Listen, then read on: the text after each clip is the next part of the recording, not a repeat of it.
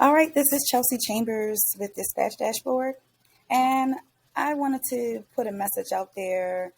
I wanted to talk about double brokering, and I wanted to debunk the narrative because it seems to be a lot of discussion about this over the past going on 3 years, and I just wanted to really go over some things so that more people can really understand what double brokering is, how to avoid it, and how to really understand how that, you know, a lot of people are mad at the wrong enemy. All right. And as we get into this video, you'll understand more about what I'm trying to say and how it just really makes no sense that this isn't clear. It isn't clear exactly what double brokering is. And so follow along with me in this video. I'm going to go over some examples and some tips and some advice to brokers. This is for dispatchers and this is for owner operators. All my truckers out there, this is for you as well. So let's go ahead and get into it. So first, the definition of double brokering is two things. The unauthorized rebrokering of a load to another trucking company or another brokerage, right?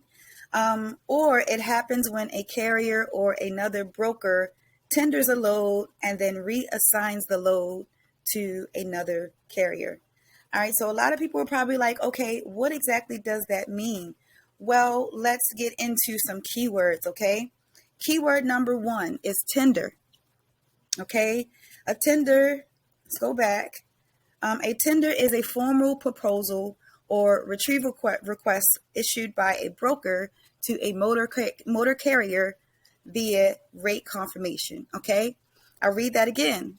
Tender means a formal proposal or retrieval request issued by a broker to a motor carrier via rate confirmation.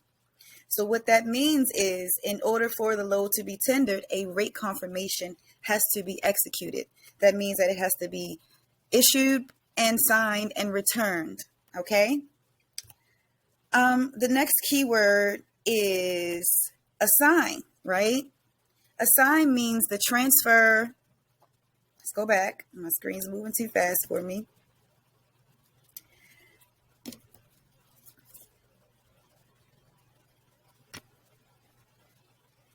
All right, let's pause it here. Assign means the transfer of a shipment's title, interest, and rights to a co-signee or receiver via bill of lading. Okay, so a bill of lading isn't a document that a dispatcher can create or that a broker can create. The shippers transfer the title via bill of lading to each other. All right. The only time the broker is really in possession of this is, of course, when the load is assigned to them and when the bill of lading turns into proof of delivery when it's returned to them. Okay. Now, let's get into some examples.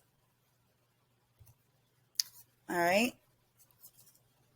So example number one, XYZ brokerage is assigned to a load from 123 shipper, right? That means a shipper and a broker. Then XYZ broker passes that load along to QRS brokerage to tender to a carrier of their own. Okay. In this instance, 123 shipper is unaware and was not notified of this switch. So QRS continues anyway and tenders the load to ABC Trucking. Okay. Now, I might have the words backward. It really should say ABC brokerage is tendered a load and then QRS broker assigns the load. So forgive my error there. You know what I mean? I'm human.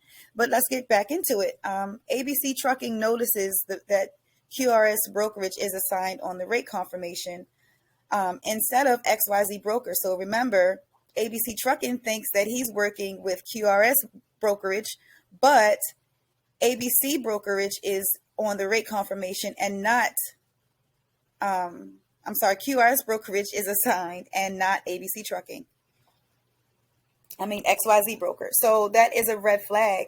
So when you notice on the rate confirmation that the broker or the shipper or anybody is not who they say they are, then this is what you consider to be double brokering. Two brokerages are involved, the XYZ brokerage and QRS brokerage. So that's the same thing as Landstar having a load and giving it to XPO, and then XPO giving it to you. And when you get the paperwork is from Landstar and not XPO. Now, if you continue to take that load anyway, then yeah, that's a problem. You won't know who is supposed to pay you. So in this case, this is double brokering because there are two brokers involved. All right. So before we get into the next two examples, please make sure that you like this video, subscribe to my channel, hit the notification bell, and please drop a comment and let me know what you think about this. I'm going to leave the comments on, and I know how you folks like to tussle, so I'm ready for you all because I come with the facts. I'm delivering nothing but the truth, and I'm making this video because I want to have this conversation. I want to really debunk the narrative and make everybody understand that dispatch companies and dispatchers are not the problem. All right, so let's get into example number 2. ABC Trucking is assigned a load from XYZ brokerage, right? The rate confirmation is assigned to XYZ Trucking instead of ABC Trucking, all right? The load was actually tendered to XYZ Trucking, not ABC Trucking, as stated on the bill of lading. And then XYZ broker double brokered the load to ABC Trucking. Now, this is only one broker involved, but it's still illegal and it can still be considered double brokering, right? Because in the last example, we had two different brokers who tried to assign the same load to a carrier. Now, in this example, we have a brokerage, really a trucking company who is accepting a load from a brokerage, and then they're taking the rate confirmation and giving it to a different trucking company.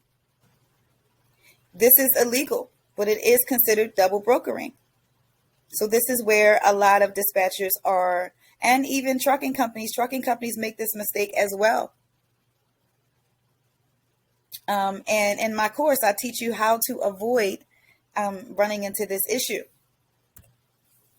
And in example number 3, you have 123 Dispatch, who books a load from XYZ brokerage, right? And they book it for ABC Trucking, but they use DEF Trucking authority and their company info. So now the rate confirmation was assigned to ABC Trucking instead of DEF Trucking without notifying the broker that it's now going to DEF Trucking.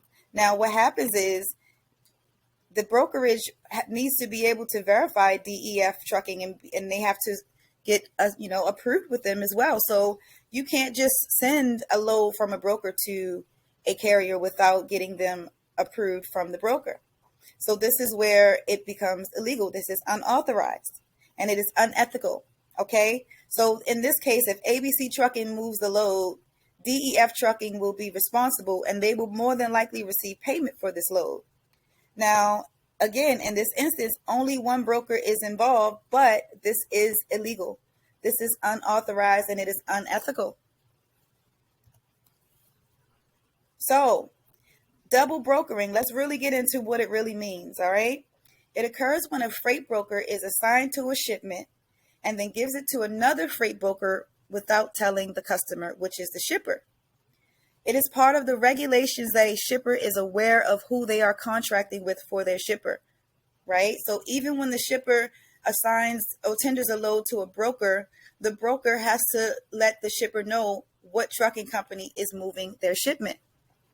A company that has the authority to broker freight may also reassign freight that is not brokered to them, making it appear more authentic. However, this is still unauthorized and it is still unacceptable. It can result in the carrier receiving payment, but there are instances when a broker has no intentions on paying the delivering carrier. This is why you have to be careful with double brokering.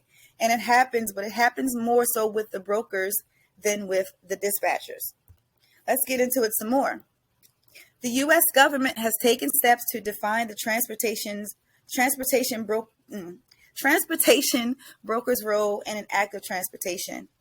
On July 2012, the President signed into law Public Law 112-141, commonly referred to as MAP 21, which in distillation limits transportation brokering to those who are licensed under Regulation 49 CFR 371.2. Okay?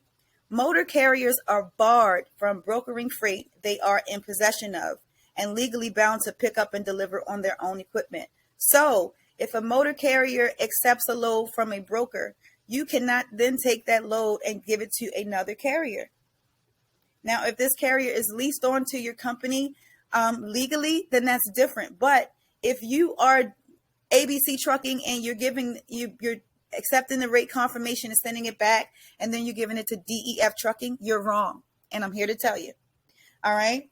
The new laws provide broker penalties for those who break the rules. Now, if you are caught doing this, you will be penalized. And these are broker penalties that you will be facing. Now, more importantly, brokers who act or hold themselves out to the public as a motor carrier while brokering are as liable as the motor carrier in any loss during the act of transportation. Okay, so if you receive a rate confirmation and the company name on the rate confirmation is the broker who's acting as a motor carrier and you don't catch it, both of you will be liable, the broker and the motor carrier. Double brokering is actually forbidden by MAP 21, and the shipper primarily ends up in a short shrift when their cargo is lost, as neither the broker nor motor carrier will accept and pay for that loss. So in many cases, shipper may end up paying twice for one act of transportation. And this is who this law is meant to protect, the shippers. Okay, so let's get into it. When it comes to independent dispatch companies, all right, and independent dispatchers, they are not double brokering. Now, your understanding of what brokering is may be a little distorted. But in order for it to be double brokering, technically two brokers have to be involved. So the first thing to know is that MAP 21 law was created for and applies to freight brokers to protect the shippers. Okay? Double brokering, when it happens, it must be two brokers and a shipper involved. Not a broker, a shipper, and a dispatcher. Okay, dispatchers are not exempt from making these mistakes, and they make these mistakes by misrepresentation. Okay, these mistakes can hold and result in serious legal ramifications for every party involved. Okay, only a broker who is licensed and bonded can arrange freight and receive commission compensation from a shipper for the movement and arrangement of freight. Okay. Dispatchers are compensated by the motor carrier after being paid from the broker via payroll or a legitimate method of payment through their business. So that means there's no Cash App, there's no Zelle, there's no Venmo. All right. Motor carriers they have to have some type of program set up so that you can pay from business to business. It should never come from personal to personal. This is how you protect yourself, by having everything run under your business. Okay. Dispatchers should never, ever, ever, ever, ever be paid by a broker or a shipper for the arrangement of freight, ever. Okay. And then also, dispatchers do not arrange freight. No, we don't arrange it. The brokers arrange it. Okay. We assist the motor carriers with the movement of their truck, management of their back office, and we sell their empty and available space on their truck to brokers. It's very simple. And a lot of people are complicating it, and it's really not that difficult. Okay? Dispatch companies are not illegal. Okay? Dispatch companies are not brokering freight because that process involves a broker and a shipper. Okay? Dispatchers are representatives of the trucking company that is tendered and that is really, assigned. And dispatchers cannot tender loads without an MC authority, and that's just say a broker MC authority. Just cannot do it. And it's impossible. It won't happen because a shipper will never tender loads to a dispatcher. Okay. Dispatchers are able to build relationships with brokers on behalf of their clients who are the carriers and owner operators, and they must notify the brokers of their position. Okay. So the broker has to know that you're a dispatcher and you're working on behalf of the company, whether you say that you're a representative of your dispatch company or you're a representative of that motor carrier. Make it clear. Don't keep secrets. Be completely transparent. Okay. And then dispatchers are able to work for multiple carriers and help them connect and maintain long, strong relationships with brokers. There's no problem in that. All right. I just explained what the problems are. So all of these things are fine. Okay.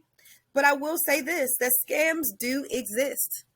And there's no joke. They definitely do exist. I see this, a lot of different things happening in the Facebook groups all the time. Different scams, different issues, and it really makes no sense. Okay. So the good thing here is, if you understand the power of a dispatcher, you understand that a great dispatcher can help you avoid these things by doing these things. All right. Cross-checking the broker's info and credit score to make sure that they are registered with the FMCSA. Okay. Yes, you have the ability to check the number on file with the FMCSA to confirm that the load came from that broker and that they aren't someone that is posing as that broker. Okay. And you can always call the broker directly to have them confirm the load details if you have any reservations. Excuse the typos. You guys know what I mean. All right. Next is they can review the rate con for you thoroughly after a load has been booked or really assigned to check for any red flags. So if the rate con is telling you to check in as a different carrier, that is a cause for concern. Okay. And great dispatchers can continue to review the paperwork for you as you move forward and ensure that the bills match the rate con at pickup.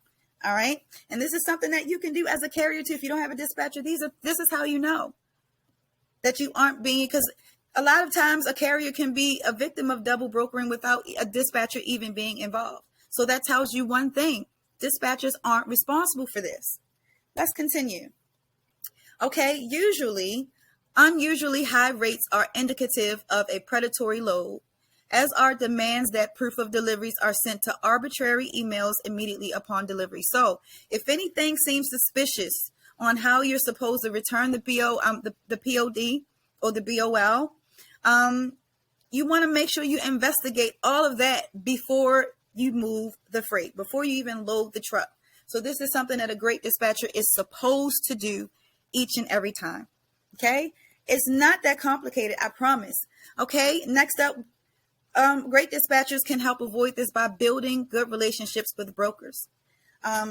Will help you continue to run with brokers that you've had success with for different projects, and even that other carriers that we've worked with before have had success with. Okay. We can help you build trust and establish relationships, and we will always ensure that your business is in good hands. Most good dispatchers, a really great dispatcher, has long connections with fully vetted brokers. So that's why a great dispatcher can help save your company. It can help protect you. So the key is that you have a dispatcher or somebody who's working with you who is high in integrity. And if you're a dispatcher, this should be at the top of your list. Operate as a business with full, complete integrity. Okay. So here's some morals of the story. Okay. Double brokering involves two brokers, not a broker and a dispatcher, two brokers. A dispatcher cannot accept the load tender for one motor carrier and assign it to another. We just simply cannot do that. If you're doing this, you're dead wrong. You're wrong. You're done. Okay? A dispatcher cannot broker anything from a shipper and assign it to a carrier without a license and a bond.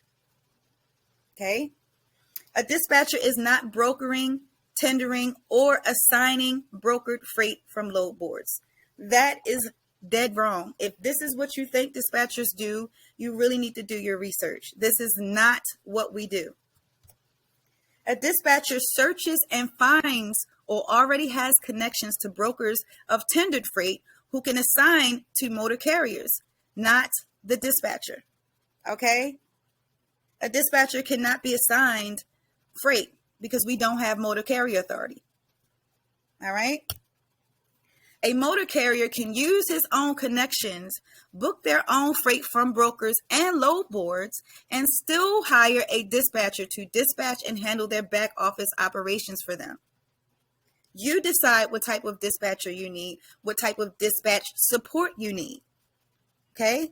That's why a good dispatcher listens to you. Okay? We know our goal is to find out what you need and give it to you. So if you don't need us to book your loads for you, and you need us to do everything else, that's fine. That's totally fine, okay? A dispatcher must be transparent with all parties involved. Every single person. That means the carrier, the broker, the insurance agent, the factoring agent, everybody. Everybody. Okay? If a dispatcher is working with multiple carriers, the brokers must be aware, okay, and approve every carrier before assigning a load to them. So if you are looking for a load for ABC Trucking and you just so happen to find something that could work for DEF Trucking, you have to let the broker know which one of those carriers you want that load to be assigned to. And you have to make it clear. Make no mistakes. All right? Brokers are fully responsible for these regulations. It's not the dispatcher. And so many people misread or misunderstand the meaning of what double brokering is, or they like to apply their own definitions to make it fit their narrative. That's incorrect. And this is why I'm making this video, because there are dispatchers and dispatch companies who are misrepresenting themselves, whether it's by mistake or whether it's intentional. But that is because many were taught by the wrong people. They took the wrong programs, and it's not completely their fault. They were just doing what they thought was right. So my message to every owner operator who is considering hiring a dispatcher to help them grow their trucking company, or you're just like, you don't think that you need one. Well, here are 3 things that you must be on the lookout for. Okay. Extreme transparency. Okay. Extreme transparency. They should show you the originals of every document, the RC, broker agreement, everything, payment information, all of that. Okay. And in every broker agreement, when they send it to you, you can go through that document and make sure that the correct payment information was entered. And you need to do this because I've also heard of dispatchers who are unethical, illegal, and unauthorized, and they really need to stop, who are entering their own payment information in that area. And that is how you are getting scammed. So your carrier should be providing you with every broker agreement that they fill out for you. And you should be able to go through that and verify that the correct information was entered. Okay? Really, you should be able to trust this person. And this is why you build a strong relationship with them, to make sure that they are somebody that you can trust, okay? And they should have a file set up for you to be able to access all of your information, all of your documents, and so that you can see them at any time. Okay? If you're a dispatcher and you don't have something like this set up, please get in contact with me. I can help you with that, okay? Next, be on the lookout for complete honesty, okay? Your dispatchers should be honest about their sources and every conversation that they have regarding you and everything that is involving your trucking company. There should be no secrets. If they call on a load and the load, they felt like it wasn't worth it, they should tell you that they felt like it wasn't worth it and why. Okay? And also legitimacy. Your dispatcher should have a detailed dispatcher agreement. Okay, they should provide you with a company W-9, as they are now a contractor for your company. And you need to do this in case you need to prove the relationship with them and prove the legitimacy of their business. All right. And then also professionalism. If they don't have a website, a direct phone or email, or they don't operate as a business, or they accept any non-business forms of payment such as Cash App, Zelle, or Venmo, avoid them. Okay. Business accounts should be a requirement. And if a dispatcher is being paid as themselves and not a company, beware. This is something that you should really be on the lookout for. Okay. So I just wanted to, make sure that everybody could see the differences and understand the meanings of double brokering so that everybody understands their role in this process. I want everybody to know that dispatchers, we aren't here to step on anybody's toes. We are here to support. Okay. We understand how strong this industry is. And we're not to say that we are trying to get our piece of the pie. That's not the case. We're trying to do everything that we can to make the economy move swifter, more efficiently, and for all of us to be able to work together. So thank you so much for watching this video. If you like my content, make sure that you subscribe to this video. Make sure you tell me your thoughts in the comments because I'd like to know. And make sure if you come in, to argue, you bring some facts and some receipts with you because I just gave you all the information that you need to know about this. And I'd love to keep the conversation going. So if you'd like to talk about this more, let me know and we can go ahead and get a part 2 going. Thank you very much for watching. This is Chelsea Chambers and I'll see you soon.